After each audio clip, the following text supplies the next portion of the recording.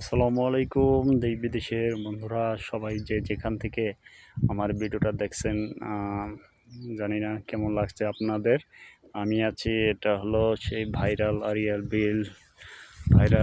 বিল বলার কারণ এই আরিয়াল বিল নিয়ে অনেক যুদ্ধ হয়েছে 2010 সালে। এটা এক সময় আপনার এয়ারপোর্ট করার কথা ছিল। এয়ারপোর্ট যাক, এই চারপাশের এলাকার যারা আছে জনগণ সবাই মিলে আন্দোলন করেছিল এয়ারপোর্ট যাতে না হয়। পরে অবশেষে সরকার জনগণের কাছে